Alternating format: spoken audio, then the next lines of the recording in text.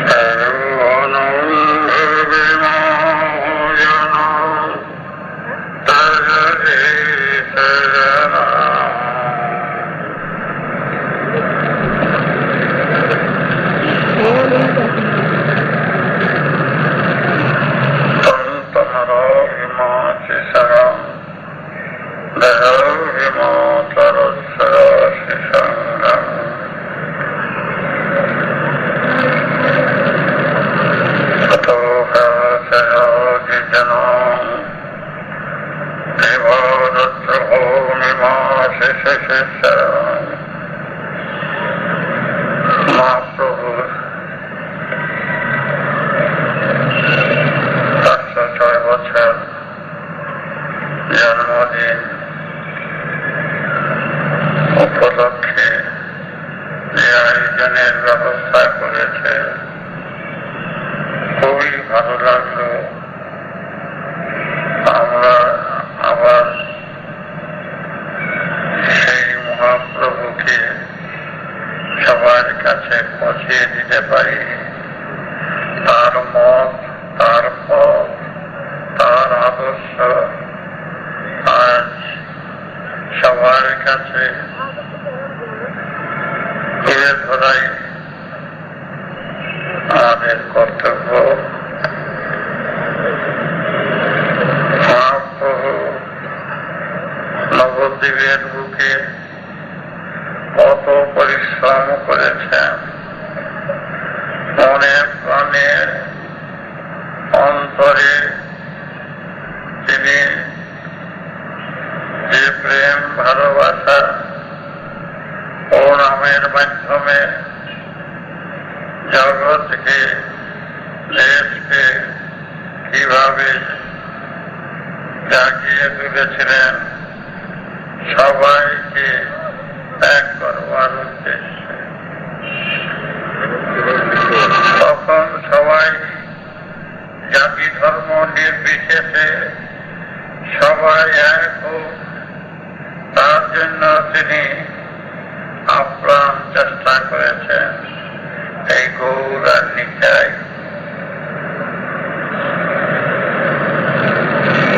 কিন্তু স্বার্থান্বেষীরা তখন এমন ভাবে নির্যাতন করতে শুরু করল, সমস্ত নবদ্বীপের পণ্ডিতরা, বেশিরভাগ পণ্ডিতরা, বুদ্ধিজীবীরা মহাপ্রভুর পিছনে লাগল। তার ভক্তদের ঘর বাড়ি আগুন লাগিয়ে দিল, রাস্তাঘাটে অপমান লাঞ্ছনা করতে শুরু করল, চারিদিকে হাহাকার আর্তনাদ। মহাপ্রভুকে বিব্রত করে ছেড়ে দিয়েছেন। তিনি ছিলেন অচল, অটল, ধীর স্থির। ভক্তেরা তার কাছে গিয়ে বলত, প্রভু আমরা তোমার পাশে আছি, তুমি ব্যথা পেও না। ভক্তরা বুঝাত। সেই মহাপ্রভু পদব্রজে পরিক্রমার মাধ্যমে তিনি সর্বত্র সর্ব জায়গায় এই 16 নাম 32 অক্ষর দ্বারে দ্বারে বিতরণ করে এক অদ্ভুত আন্দোলন করেছিলেন। এক অদ্ভুত সারা দেশময় মনের সুরে সবাই মহাপ্রভুর চরণে আত্মসমর্পণ করল। এই গৌর নিধাই দুই ভাই যেভাবে তখনকার সময় চরম শত্রুতার পথে শত্রুরা এমন ভাবে আক্রমণ করতে শুরু করলো, কিছুতেই তাকে এগিয়ে যাওয়ার পথে বাধার সৃষ্টি করল। তারপর তিনি চেয়েছিলেন, তিনি বিরাট পণ্ডিত ছিলেন,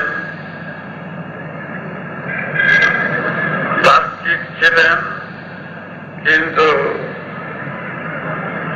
জ্ঞান বুদ্ধি বিচার এর মাধ্যমে সব মীমাংসা করতেন সবাই দ্বন্দ্ব।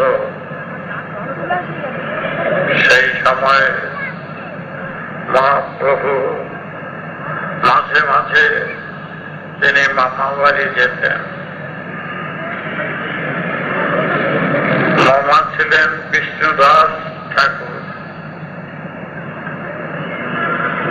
বিষ্ণুদাস ঠাকুরের টোল ছিল, সেই টোলে তিনি মাঝে মাঝে টোলের ছাত্রদের পড়াতেন, মামাকে একটু সাহায্য করতেন পরিশ্রমের হাত থেকে।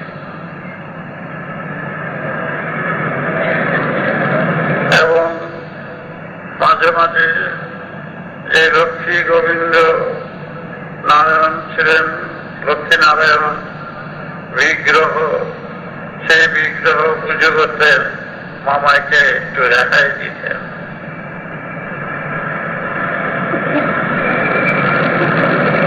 সেই সময় চারিদিকের মুসলমান তারা মহাপ্রভুর কাছে আসতেন। মহাপ্রভুর যে মসজিদে নিয়ে গেলেন, তিনি কোরআন শরীফ এমন ভাবে পাঠ করেছিলেন, সমস্ত মৌলভী এবং মুসলমান সম্প্রদায়ের অনেকেই তার অনুগত হয়ে গেলেন। তার কোরআন শরীফের যে ব্যাখ্যা তিনি করলেন, হিন্দু মুসলমান সবাইকে তিনি কুলে টেনে নিয়ে এসেছিলেন। যখন হরিদাসকে তিনি কাঁধে করে নিয়ে গিয়েছিলেন, তার চরণে তার মৃত্যু হয়। আজকে যারা তার বিরুদ্ধাচরণ করেছিলেন তারা কোথায়? মহাপ্রভু দুই হাত তুলে নবদ্বীপের বুকে আজও আছেন। সুতরাং তিনি যেভাবে সমাজকে অসুরের হাত থেকে, দারিদ্রতার হাত থেকে রক্ষা করার জন্য যে ব্যবস্থা করেছিলেন, শত্রুরা, স্বার্থান্বেষীরা সহ্য করতে পারল না। তার পাণ্ডিত্য, তার ভক্তি, তার মনোবল বলে সবাই হিংসা করত। অনেকেই তার পেছনে লেগেছিল, কিন্তু কেউ কিছু করতে পারেনি, তারাই উল্টা জব্দ হয়েছে।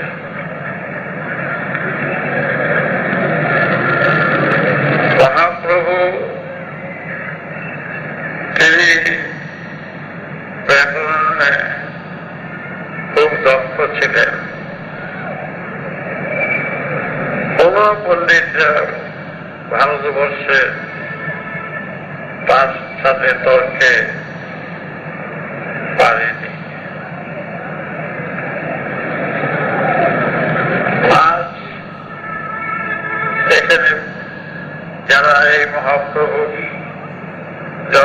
উৎসব পালনে মনোযোগ দিয়েছেন, তাদের আমি ধন্যবাদ জানাচ্ছি।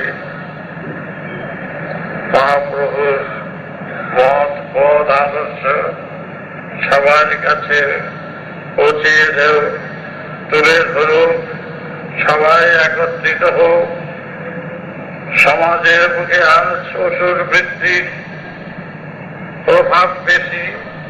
এই অসুর বৃত্তির হাত থেকে রক্ষা পেতে হলে সেই মহানাম 16 নাম 32 অক্ষর, যেই নামের বলে, নামের মাধ্যমে সবাইকে এক করার চেষ্টা করছিলেন, সেই নাম হরে কৃষ্ণ হরে রাম 16 নাম। আর রাধা কৃষ্ণ যেই যুগল মূর্তির কথা বলেছিলেন, সেই মূর্তি শুধু কৃষ্ণ হচ্ছেন সেই কৃষ্ণ বর্ণ আকাশ।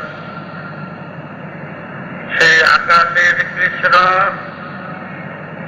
তিনি খুঁজে পেলেন, কৃষ্ণ সীমাতে নেই, কৃষ্ণ হচ্ছে অসীমে ঈশ্বরে। রাধা শুধু সীমাবদ্ধ রাধা নয়, রাধা হচ্ছে বিশ্বের ধারা, জগতের ধারা, কৃষ্ণ বর্ণ আকাশের ধারা। যেই ধারা থেকে এই ধরার সৃষ্টি, ধরিত্রীর সৃষ্টি, সেই রাধা কৃষ্ণকেই স্মরণ করা উচিত। 2 হাত তুলে সেই রাধা কৃষ্ণকে স্মরণ করে তিনি নিজেকে আত্মোৎসর্গ করলেন সেই মহানামে, যে তোমরা যদি জানতে চাও, বাঁচতে চাও, অনুভূতি রাজত্বে পৌঁছতে চাও, তবে রাধা কৃষ্ণকে স্মরণ করো।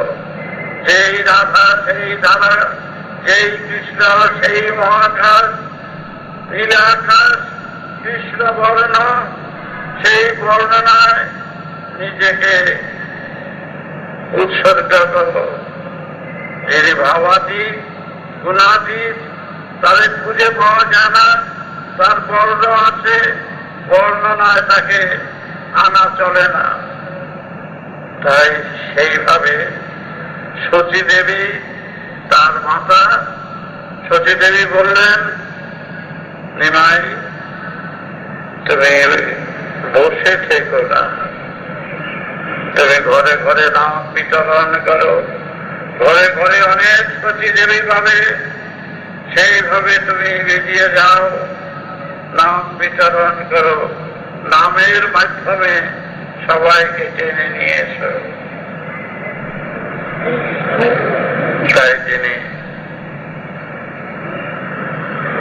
মাকে প্রণাম করে বিষ্ণুপ্রিয়ার কাছে বিদায় নিয়ে মায়ার বাঁধন গান গেয়ে, মায়ার বাঁধন ছাড়া কি গো যায়, নিমাই সন্ন্যাসে গান করে, মায়ার বাঁধন ছাড়া আমি যাই যাই মনে করি, চলিতে না পারি, মহামায়ায় আমার পেছনে ঠায়। মার থেকে বিদায় নিয়ে ছিঁড়ি বেরিয়ে গেলেন।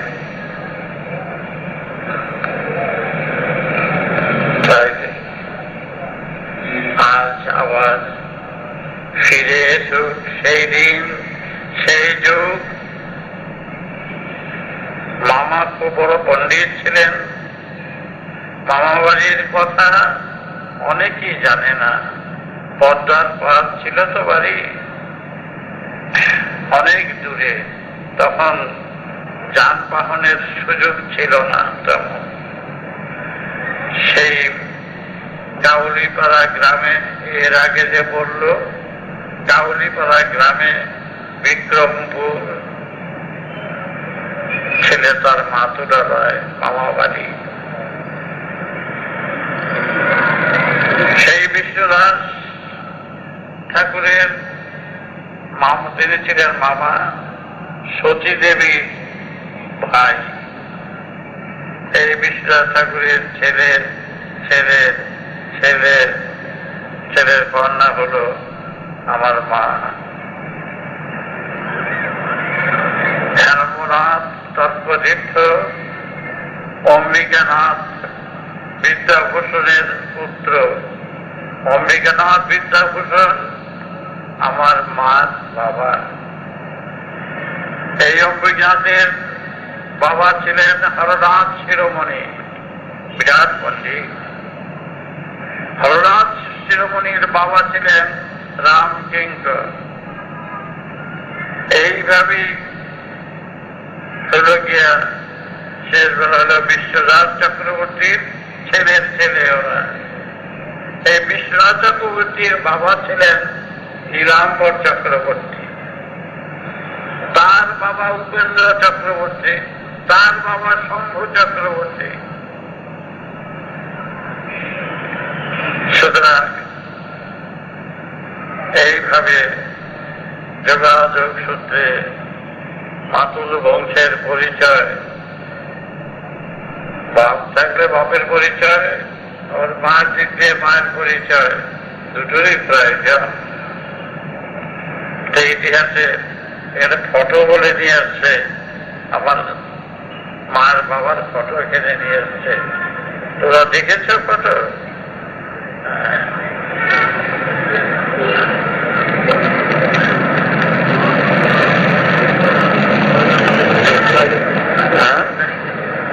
এই যে দেখেছ ফটো, এটা আমার মার বাবা,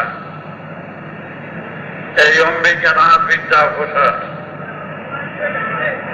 ওদিকে দেখো, এই হল অম্বিকানাথ বিদ্যাভূষণ। অম্বিকানাথের পুত্র হচ্ছে হেরম্বনাথ বৈজয়ন্তিক। এই ভারতবর্ষে গেল, বাংলাদেশে ভারতবর্ষে তার খুব নাম ছিলেন হেরম্বনাথ তর্কতীর্থ, আমার মাতুল।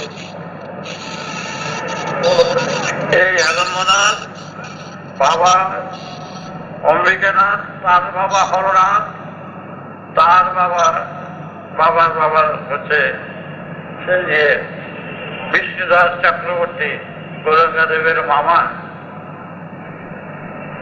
এই বিষ্ণুদাস চক্রবর্তীর বাবা হলেন নীলাম্বর চক্রবর্তী, সতী দেবীর বাবা। এরা হল রথিতর পুত্র। তাই এরা সেইভাবেই এই মহাপ্রভুর জন্মোৎসব, আবির্ভাব উৎসব উপলক্ষে মামাবাড়ির পরিচয় সবার কাছে পৌঁছিয়ে দেওয়ার জন্য চেষ্টা করছে। সেই যুদ্ধে আমাকে নেমন্তন্ন করেছে যে যাবেন, আমার শরীরটা সুস্থ নয়।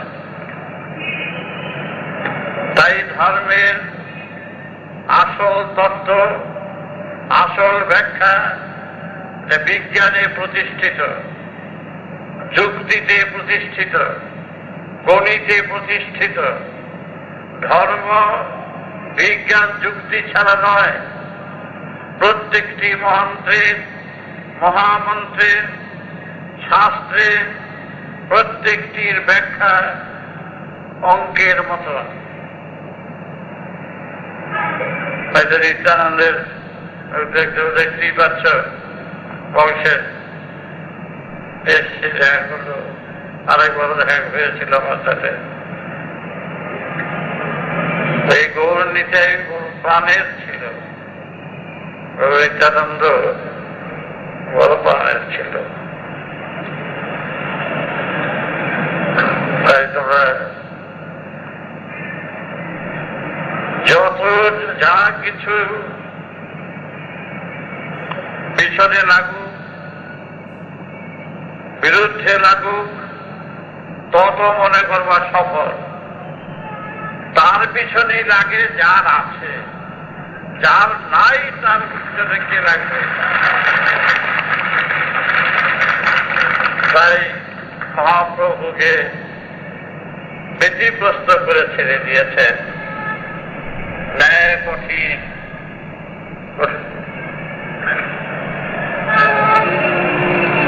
তার রক্ত তো একটু আছে যখন, সুতরাং আমরা সেইভাবেই নামের মাধ্যমে নামের বন্যা চারিদিকে ভাসিয়ে দেওয়া হবে। নামে প্রেমে কেউ রুখতে পারবে না, কারো রুখার ক্ষমতা নেই। এই নাম আমরা সর্ব জায়গায় সর্বক্ষেত্রে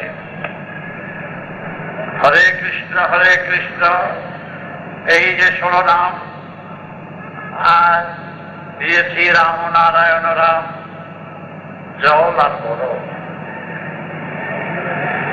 জলে আর বরফের নামে পার্থক্য, বস্তু তো এক। বলো তাহলে এত বলার কিছু নয়।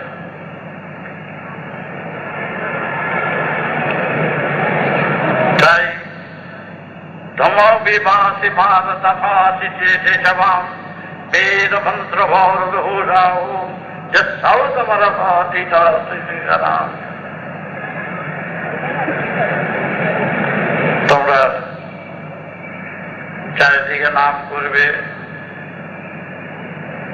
যারা মাথার অন্তরায় সৃষ্টি করবে, বাধার সৃষ্টি করবে,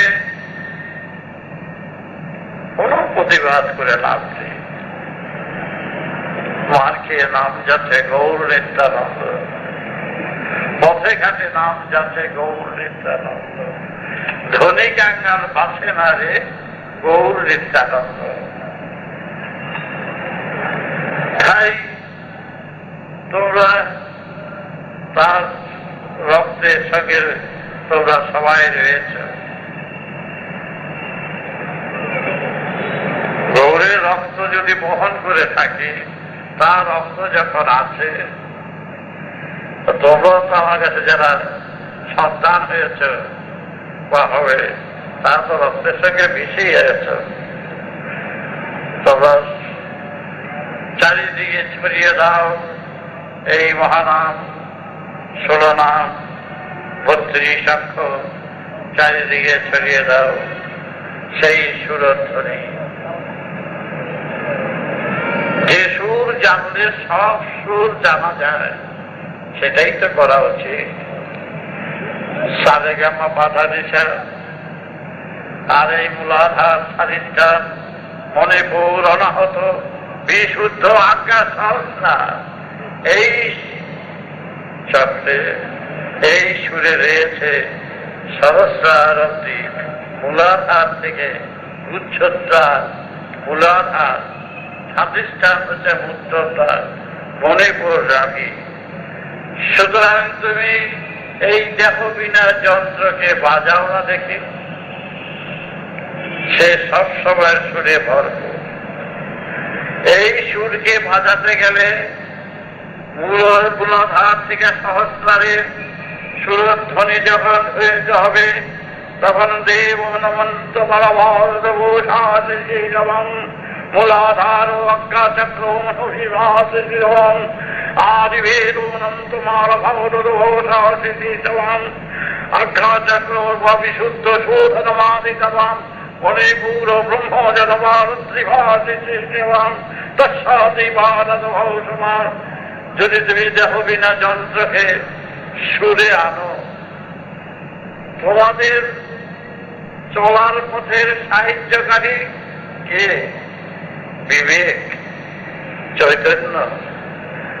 তুমি তোমাকে ফাঁকি দিতে পারবে না, আমাকে ফাঁকি দিতে পারবে, ওকে ফাঁকি দিতে পারবে, অন্যকে ফাঁকি দিতে পারবে, নিজেকে ফাঁকি দিতে পারো বলতো?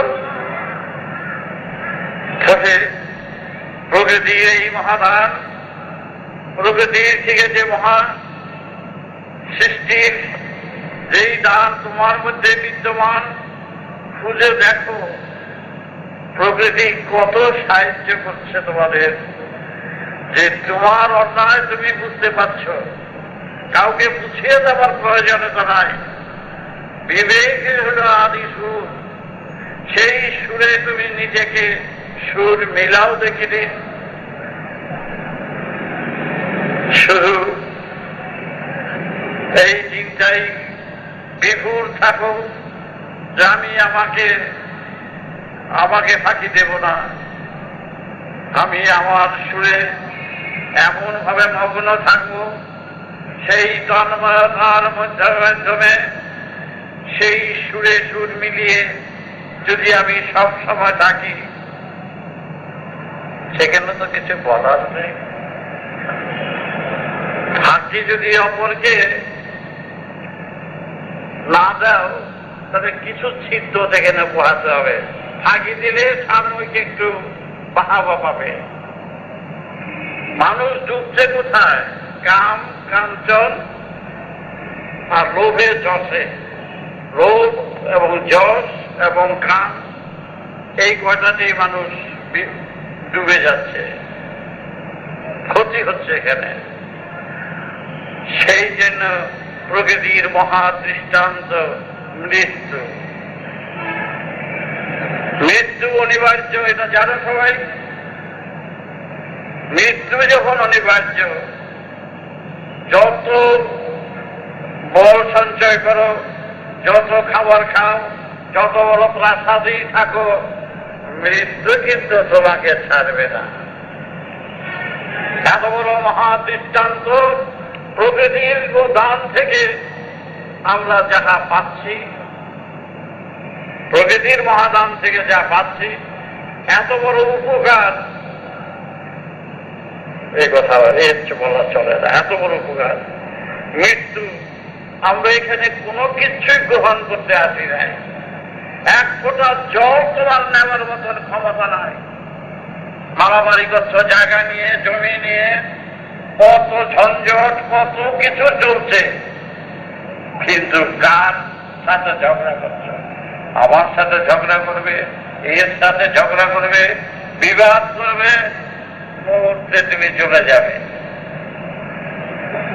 এই বিশ্বের প্ল্যাটফর্ম, এটা এই জগতের প্ল্যাটফর্মের উপরে সবার টিকিট কিন্তু কেনা হয়ে গেছে, সবার টিকিট কিন্তু পকেটে। কার গাড়ি কখন চলে আসবে ঠিক নাই, ঠিক নাই, ঠিক নাই, অধিক ঠিক নাই।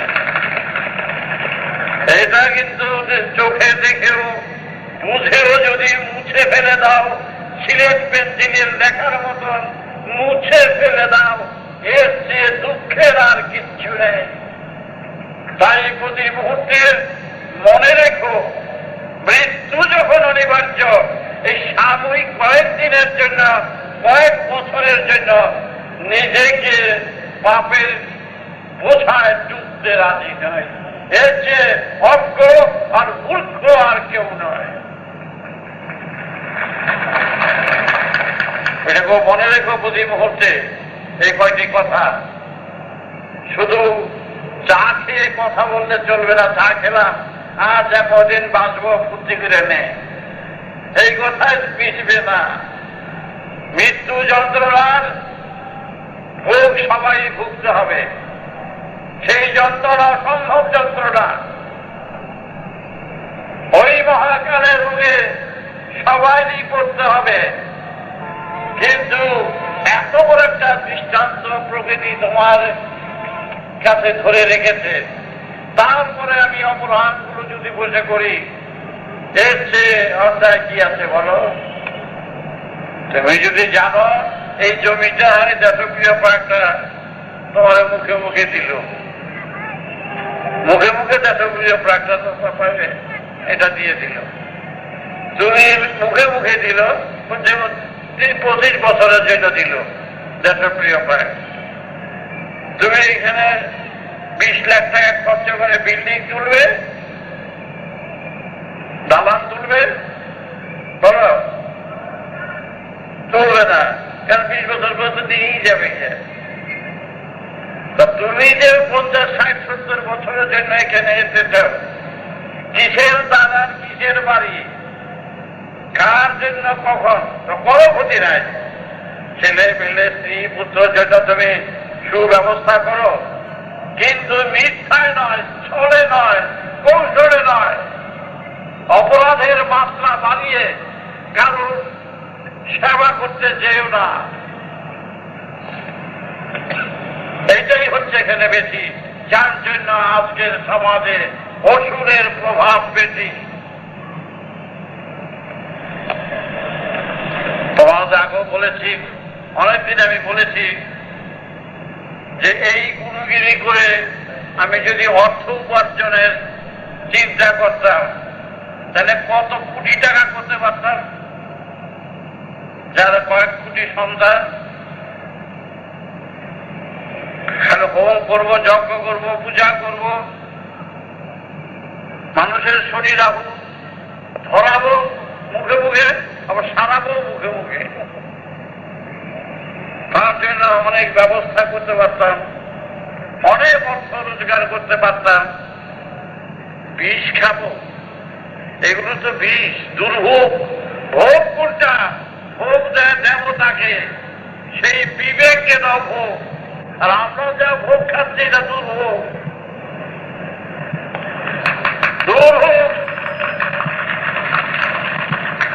ওই দুর্ভোগ খেয়ে সেজে চিঠে রইলাম, দেখলাম কোনো প্রয়োজন নাই। প্রকৃতির দরবার টাকা দিয়েছি সবভাবে করে খা, এই সেই টাকাটা লুকিয়ে নষ্ট করলে প্রকৃতির থেকে তোমরা কি না পেয়েছ?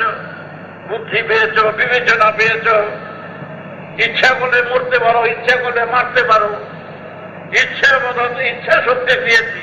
এটাই বলে ইচ্ছা শক্তি, কিছু তোমাদের তো দিয়েছে। এই ঘরে দিয়ে সেই ঘরে যাও ইচ্ছে করে, এইবারে ঠিক ওই বাড়ি যাও ইচ্ছে করে।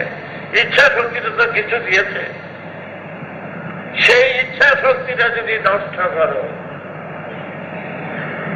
ক্ষতি করো, এর শাস্তি কোথায়? এই শাস্তি কে দেবে? প্রকৃতি দরবারের হাত থেকে কেউই রেহাই পাবে না। ভুলে যেও না, অধিক ভুলে যেও না। তাই বেহুশ ভাবে চললে পরে তহবিলের মাল যাবে চুরি। আগে গিয়ে শিখে নাও রে গুরুর কাছে দোকানদারি। বুঝতে পেরেছ? যেমনে তেমনে চললা, ইচ্ছা মতন চললা, ইচ্ছা মতন নিন্দা করলা, ইচ্ছা মতন যা খুশিটা করলা, খুব সহজ কাজ। করে যাও, মরার কত মারবে? আমরা সবই তো মরা হয়ে আছি। বলো, সবগুলি মরা কিনা বলো? কারণ মরে আছি, জন্মটাই মৃত্যু, মৃত্যু সই করে রেখেছি, কেউ আজ কেউ কাল। সেখানে আমরা বাহাদুরি করতে যাচ্ছি কেন? সদভাবে যদি তুমি প্রকৃতির নিয়ম সদভাবে জীবন যাপন করো, মিথ্যে কথা বলবে না, ছলচাতুরি করবে না, কারো ঠকাবে না, এই কথা করতে তো আপত্তি নাই। ঘি না খেতে পারো, সরষের তেল দিয়ে তো খেতে পারো, তাও না খুব জল ঢেলে খাও, তবু তো আত্মতৃপ্তি। সবচেয়ে হচ্ছে আত্মতৃপ্তি। তোমরা আত্মতৃপ্তিতে থাকতে পারছো না কেউ, কারণ প্রতি মুহূর্তে অপরাধ করছো, ত্রুটি করছো, হিংসা করছো। আত্মতৃপ্তি হচ্ছে যে আমার কাছে কেউ দেনা নাই, পাওনা নাই, আমি কারো ক্ষতি করি না, আমি কারো হিংসা করি না, আমাকে সবাই বন্ধ বলে, আমি তার প্রতিবাদও করি না, যে যা খুশি বলে বলুন, আমি সেই মহানামের সুরে, সেই কৃষ্ণের, রাধা কৃষ্ণের সুরে, হরে কৃষ্ণ হরে রাম, সেই সুরে নিজেকে আত্মোৎসর্গ করে মহাকাশের পথে চন্দ্র সূর্য গ্রহের মতন আমি নিজেকে সেইভাবে আত্মসমর্পণ করে আমি সেইভাবেই চলব। প্রকৃতির দানকে হাতে নিয়ে, প্রকৃতির সুর, প্রকৃতির ধারা, দেখো চন্দ্র সূর্য গ্রহ নক্ষত্র কিভাবে আমাদের পরিচালনা করছে, সেবা করে যাচ্ছে। তোমরা খেয়াল করো না? সূর্য কি করছে দেখো না? বাতাস কি করছে দেখো না? মাটির বুকে থেকে কত অত্যাচার মাটির উপরে করছে, দেখতে পাচ্ছ না? সুতরাং বেশি কিছু তো বলার প্রয়োজন নাই। প্রকৃতির সাথে নিজেকে মিশিয়ে চলো। প্রকৃতির মহাযন্ত্র, এই দেহ যন্ত্রটাকে খুঁজে বার করো। এই দেহই হচ্ছে বিবেক, বিবেকই হচ্ছে শ্রীকৃষ্ণ, বিবেকই হচ্ছে দেবতা। দেবতাকে তো খুঁজে পাচ্ছ না, বিবেককে তো খুঁজে পাচ্ছ, তার সারাটা বুঝতে পারছ। তাই বিবেকের সাথে সুর মিলিয়ে কাজ করো। বিবেক কৃষ্ণ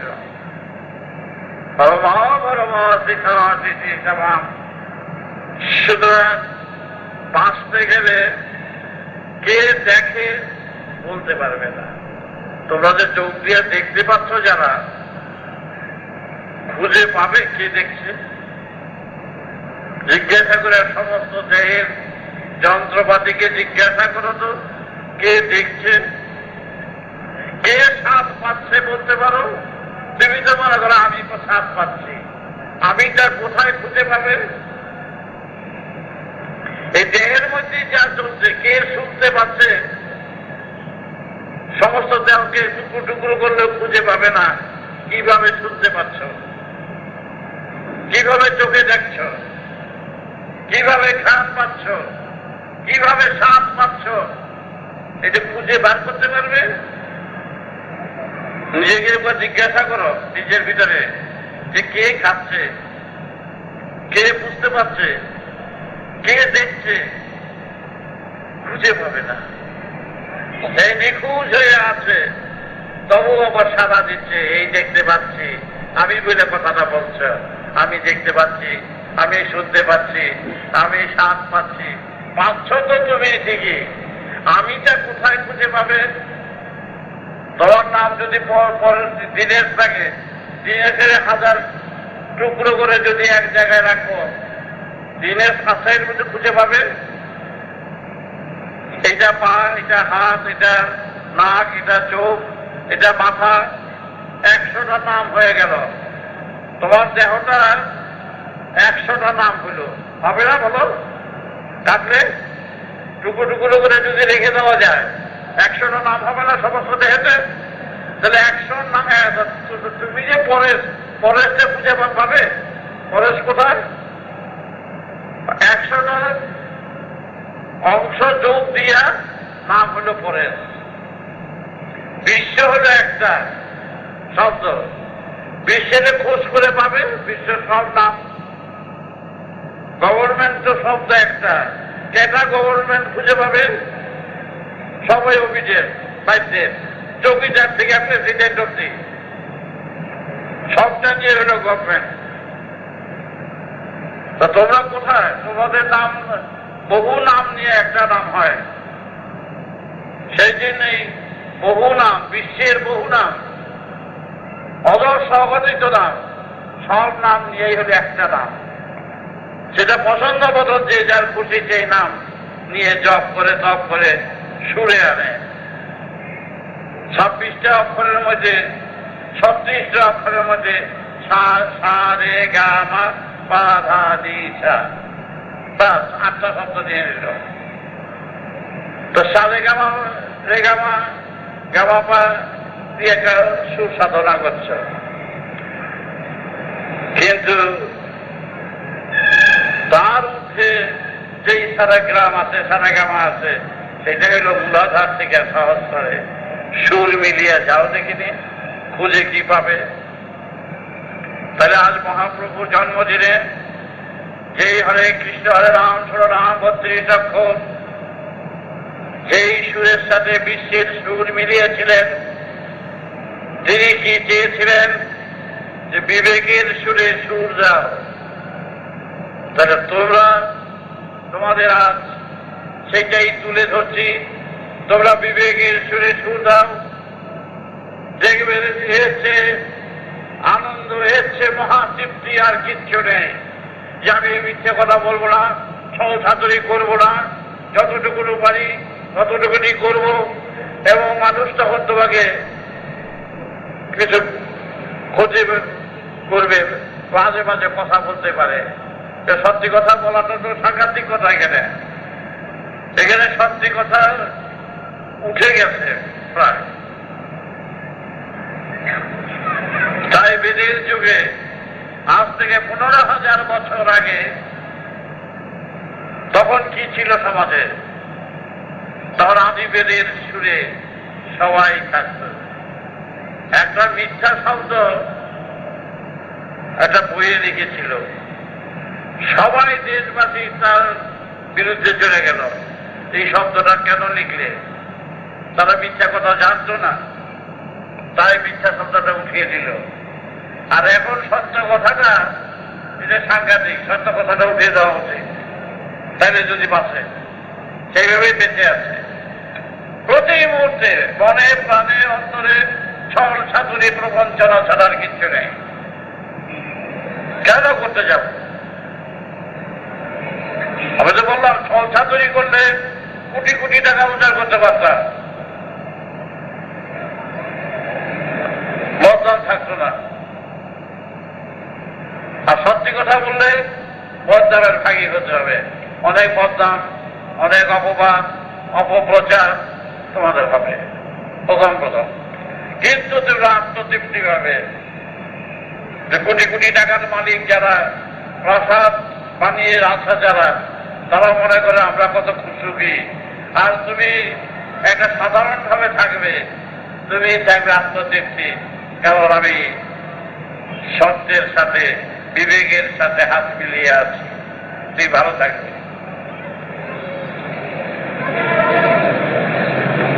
অসুর কোথায়? অসুর হলো ভিতরে।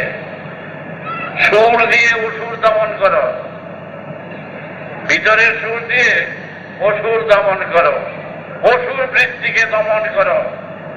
আপনি সুরে আসতে পারবে। বেসুর যখন বাজে তখন বোঝা যায় এটা বেসুর। বেসুরকে সুরে আনতে গেলে পরিশ্রম করতে হয়। সেখানে এই সমাজের অসুর দমন করতেন দেবতারা। কোন অসুর? তারা কি ঢাল করালে মারপিট করতে গেছে? ভিতরের অসুরকে দমন করার জন্য প্রাণ চেষ্টা করে গেছেন।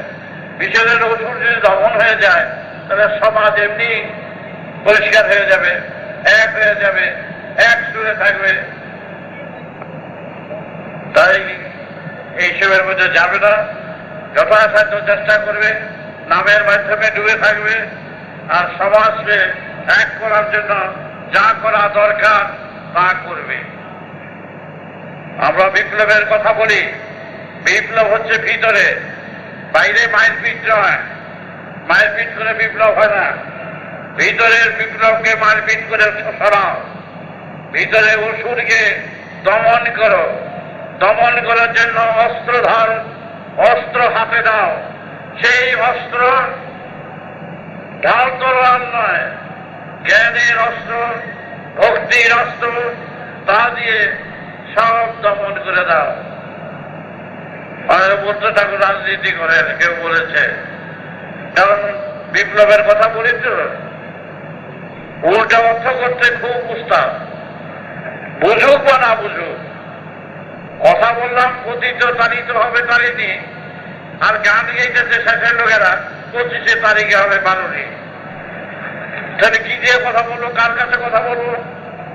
অর্থ বলে একটা, বলে আরেকটা। খুব সহজ। অপবাদ দেওয়া দুনিয়ার সস্তা কাজ হচ্ছে অপপ্রচার আর অপবাদ, বদনাম। এটা হলো সহজ কাজ। কিন্তু আমরা চাই আমার সন্তান, দেশের সন্তান, জগতের সন্তান সবাই একত্রিত হয়ে এই অসুরের বিরুদ্ধে প্রতিবাদ করবার জন্য সব এক হয়ে যাওয়া। সব এক হয়ে যাবে। অসুর শক্তি দমন করো। এখানে কি মারপিট করা বলছি না বন্দুক টন্দুক ধরতে বলছি? নামের বন্যা বয়ে দাও চারিদিকে। আর কি বলবো বলো? এরা তো যা বলেছে শুনেছেন, সেটাই একত্র থাকুক, সেটাই সেইভাবে সবাই আমাদের সব যারা নাম গান ভক্তি প্রেম ভালোবাসা যারা আত্মোৎসর্গ করার জন্য এগিয়ে আসছে তারাই হলো আমার প্রাণ। সেই প্রাণের সাথে মিশে থেকো, আমরা যেন সেইভাবে কাজ করতে পারি, সবাইকে এক করতে পারি, এক সুরে আনতে পারি, একভাবে চলতে পারি, তবেই আমাদের সফল হবে।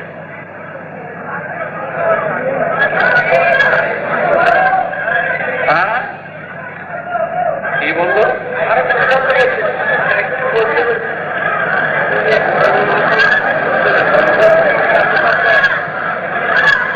মহাপ্রভুর রক্ত হয়ে মহাপ্রভুর আমার মা তোমরা তো শুনেছ, আর গৌরাঙ্গদেবের মা এক বাপের ঘরে, এই যুগ তো শুনেছ। আমরা মহাপ্রভু রক্ত হয়ে, এটা আমাদের গৌরব, তার রক্তের মর্যাদা রক্ষা করাই হচ্ছে আমাদের কাজ, তার রক্তের মর্যাদা রক্ষা করা তোমাদেরও কাজ। তাই নিত্যানন্দ বংশকে বললাম যে তোমরা গৌরের রক্তের মর্যাদা রক্ষা করো, গৌরের প্রেম ভালোবাসাকে রক্ষা করো এবং সেইভাবে চলো।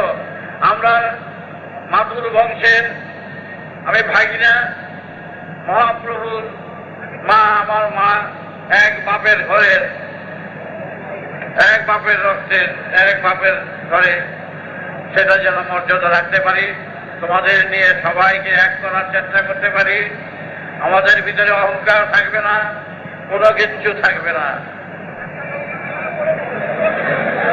বেদ মন্ত্র ভারত ভাষিতে সমাম তৎসাদিতজ্ঞ ভবে মাতবাম বেদ মন্ত্র ভাষে বেদাতে সংযক্ত সমানন্দ বেদাজল ব্রহ্মাজল।